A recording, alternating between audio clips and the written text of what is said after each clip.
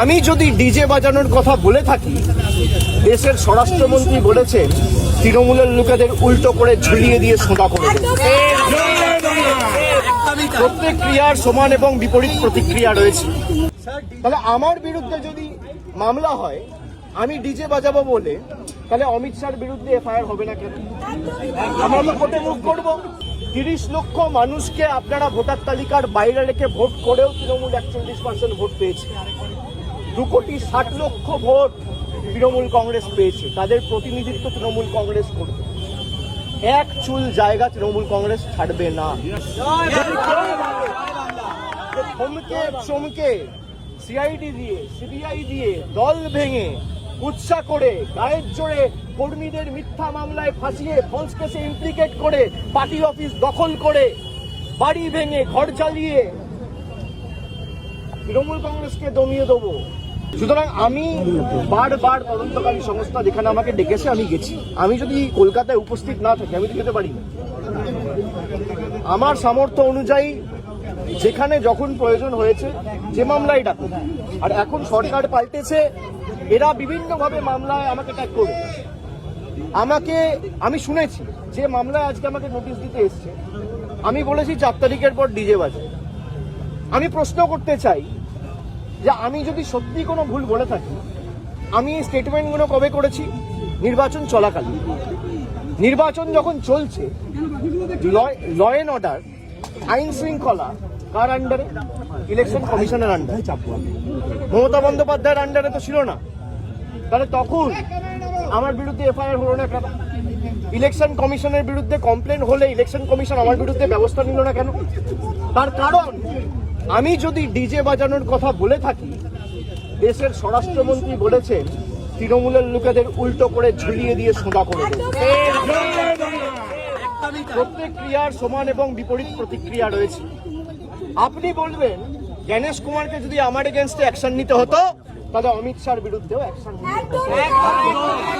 অমিত শাহর বিরুদ্ধে অ্যাকশন নেওয়ার ক্ষমতা ইলেকশন কমিশনের নেই, তাই আমার বিরুদ্ধেও অ্যাকশন নিতে পারেনি। সরকার বদলেছে, এখন মামলা হয়েছে। তাহলে আমার বিরুদ্ধে যদি মামলা হয়, আমি ডিজে বাজাবো বলে, তাহলে অমিত শাহর বিরুদ্ধে এফআইআর হবে না কেন? আমরা তো কোর্টে মুভ করবো। তদন্তকারী সংস্থার কাছে রাজ্যের মুখ্যমন্ত্রী যদি এই কেস আমি বাংলা থেকে বহিরাগতদের আক্রমণ করেছি বলে আমার ভাষণে এই তদন্তভার সিআইডি কে দেওয়া হয়, তাহলে যে বহিরাগতরা এসে বাঙালিকে আক্রমণ করেছে সেই মামলার দায়ভার কেন সিআইডি বা সিবিআই কে দেওয়া হবে না? এই প্রশ্ন তো উঠবেই। এই প্রশ্ন তো এড়িয়ে যেতে পারে না। আপনারা এসব চাপের রাজনীতি, দল ভাঙানো আমরা অনেক দিন ধরে দেখছি। এসব করে কোনো লাভ নেই।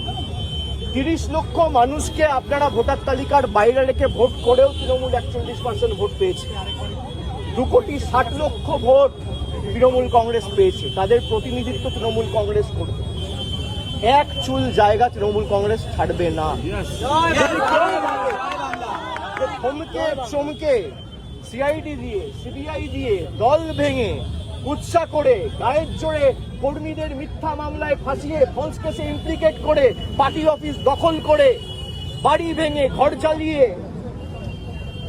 তৃণমূল কংগ্রেসকে দমিয়ে দেবো। সিপিএম এর বিরুদ্ধে লড়াই করে 34 বছরের জগদ্দল পাথরকে সরিয়ে তৃণমূল কংগ্রেস ক্ষমতায় এসছে মানুষের আশীর্বাদ। 2011 সালের পরিবর্তন আর 2026-এর পরিবর্তনটা খালি একটু তুলনা করুন। মানুষের মধ্যে কোনো আবেগ নেই, স্বতঃস্ফূর্ততা নেই। 8টার পর রাস্তা শূন্য, ফাঁকা। বিজেপি বিজয় মিছিল বার করতে পারছে না। যারা বড় বড় ভাষণ দিচ্ছে, আমি বলবো রাজনৈতিকভাবে মোকাবিলা করুন। মানুষ যদি আপনাদের জিতিয়ে থাকে, মানুষের জন্য কাজ করুন। মানুষ বুলডোজারের জন্য ভোট দেয়নি, মানুষ কর্মসংস্থানের জন্য ভোট দিয়েছে, শান্তি শৃঙ্খলা সম্প্রীতির জন্য ভোট দিয়েছে। মানুষ উন্নয়নের স্বার্থে ভোট করুন। উন্নয়ন, দিল্লির সাথে লড়াই করে টাকা আনুন। আপনারা ভোটের আগে বলেছিলেন অন্নপূর্ণা ভান্ডার, আর ভোটের পর মানুষ দেখছে বুলডোজার। এই বিচারিতা তো চলতে পারে না।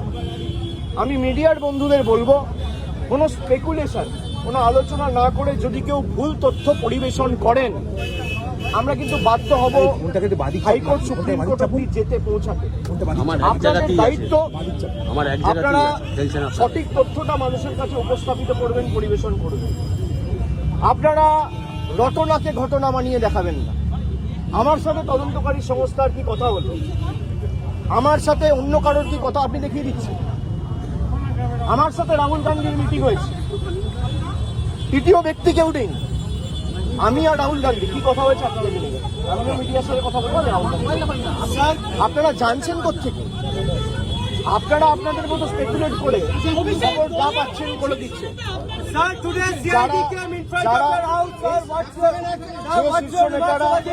যে শীর্ষ নেতারা আমার বিরুদ্ধে কথা বলছে, দলে আলোচনা করার জায়গা রয়েছে এবং আপনি স্পেসিফিক্যালি করতে পারেন কল্যাণ বন্দ্যোপাধ্যায় বলেছে। কল্যাণ বন্দ্যোপাধ্যায়ের অধিকার রয়েছে আমাকে নিয়ে কথা বলার, কল্যাণ বন্দ্যোপাধ্যায়ের অধিকার রয়েছে আমাকে নিয়ে চারটে কটু কথা বলার। কল্যাণ বন্দ্যোপাধ্যায় আমাকে ছোট থেকে মানুষ করেছে, আমায় বড় হতে দেখেছে।